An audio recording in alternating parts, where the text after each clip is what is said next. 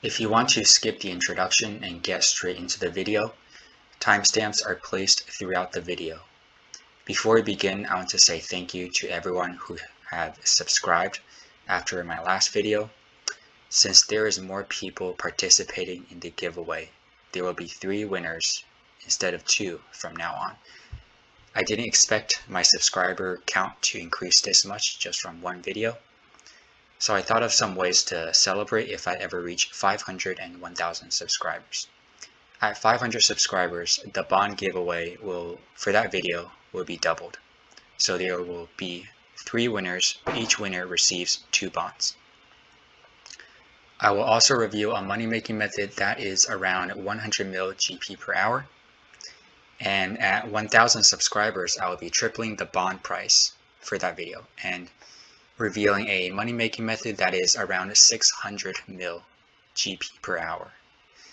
Now I know 600 mil per hour and even 100 mil sounds like clickbait, but it's not.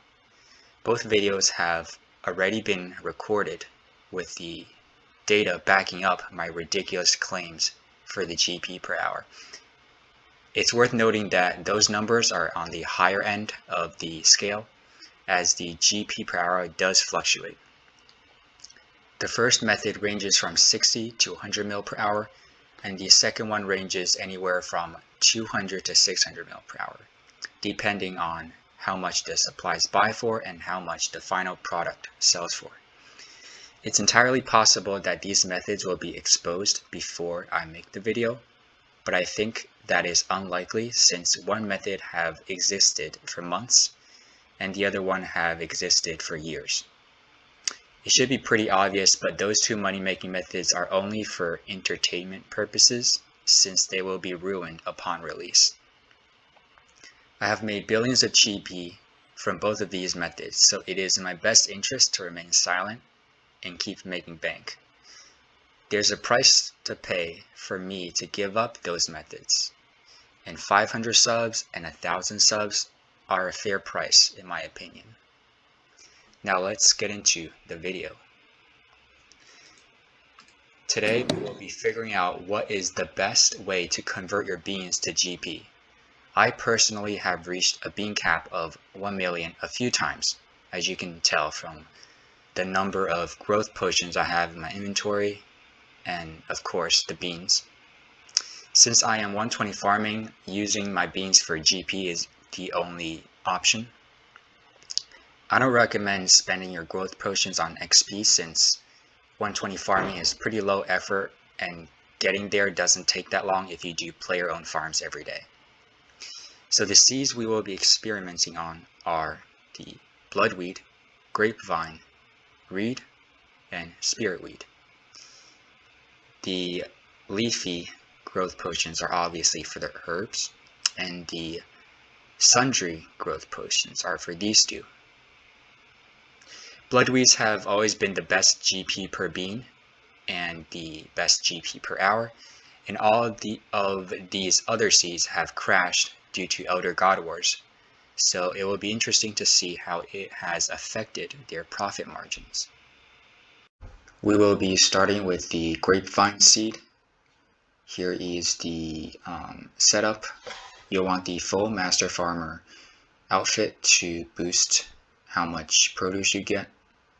The 99 farming cape has a chance to note everything you harvest, so that speeds up the picking process. The inventory, you want protein planks or a plank box from the construction contracts to hold your planks. The seeds, the supreme growth potions, and the dwarven harvester. Make sure it is on resource mode and make sure that you have enough charges for the entire time that you are here. Start by activating your green fingers aura.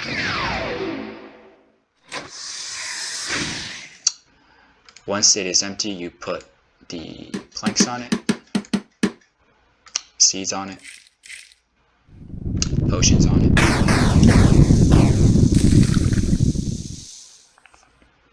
And just repeat this process.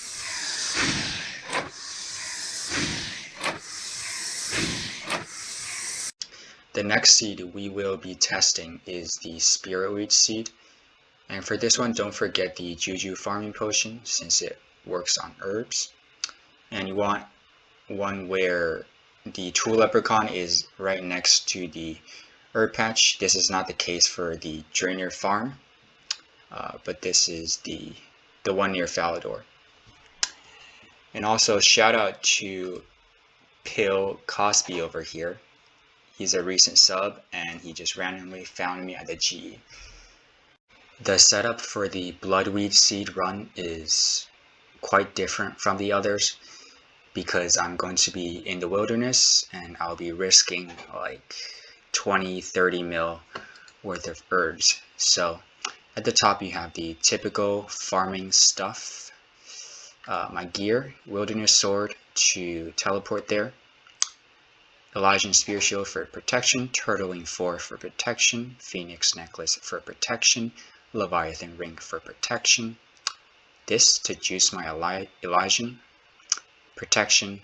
If my adrenaline gets drained below 100%, then I can drink this and use barricade if need be. If my stamina gets drained, this will take care of that.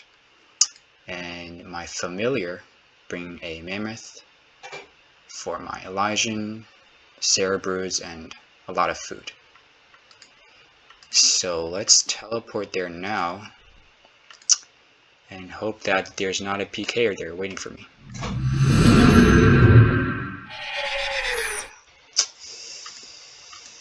Okay, I think we're good. So you want to, preferably when the leprechaun walks right here, you interact with him. So that way he is always next to you when you are picking the herbs. Like right now. So if I go ahead and pick the herbs, he'll just always stand here. So we managed to get out of the wilderness without being harassed, so that's a good thing. And there are some basic things that I forgot to mention for those of you who are newer to the game. You'll want to have the Scroll of Life from the Dungeoneering shop if you're doing bloodweed seeds, as each seed that is saved is an extra 90k. So the Dwarven Harvester, what it does is it guarantees 2 herbs instead of getting 1 herb. And along with the other boosts, you can get up to 4 herbs each time you pick a herb. And also if you have the 120 Farming Master Cape, then you'll automatically have the benefits of Super Compost applied to your patch. So if you don't have this cape, you'll want to deposit Super Compost into the leprechaun and have him auto apply it for you.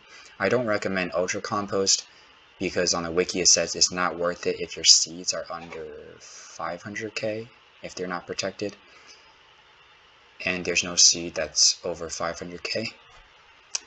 And also you want to have the magical secutors. These things, they also boost the amount of herbs that you get. I just finished 20 minutes of planting these reed seeds. And I forgot to mention that these green salamanders that you get, they're not notable by the leprechaun, so you would need to bring some magic notepaper for that. And now I just gotta open up all these sacks. So what's troublesome about these sacks is that they can't be keybinded. So let me show you. If I hold 2 to open them and one of them gives 15, that doesn't work. And you would think that open noted just means that you open all of them and that they'll be noted, but it only opens 1. So the only way to do this is to click each one 700 times. Ninja team, please fix this. I'll be right back. This will probably take a while. My fingers are feeling kind of sore right now.